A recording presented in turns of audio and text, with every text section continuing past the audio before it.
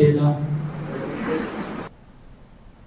సిద్దిపేట జిల్లా జయదేవ్పూర్ మండలం తీగుల్ గ్రామంలో బీఆర్ఎస్ పార్టీ ఆధ్వర్యంలో తెలంగాణ తల్లి విగ్రహాన్ని మాజీ మంత్రి హరీష్ రావు ఆవిష్కరించి అనంతరం బీఆర్ఎస్ పార్టీ కార్యాలయాన్ని ప్రారంభించారు।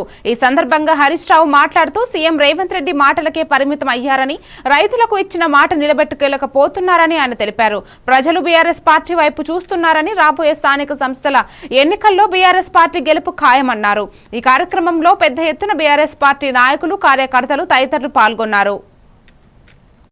రేపు రాష్ట్రాలతో పార్టీ ఆఫీస్ కట్టిన ఘనత మా తీగుల్ బీఆర్ఎస్ కార్యకర్తలకే దక్కుతుందని చెప్పి మనం చేస్తాము।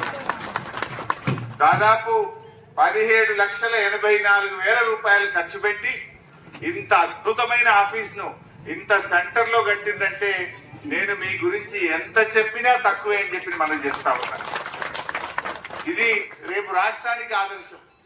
ఊరూరికి చెప్తా తీగులలో కట్టిన మీ సంగతి ఏందని అడుగుతాయి, అంత బాగా చేశారు। నిజానికి 2001లో పార్టీ జర ఆపు బిడ్డ, డబ్బు ఆపుకున్నా, జర నీడకుండా బిడ్డ, ఎండగొడుతుంది నీడకురా। 2001లో బీఆర్ఎస్ పార్టీ పెట్టినాడు జాగ ఉండదు, పార్టీ పెట్టినాడు జాగ ఉంటే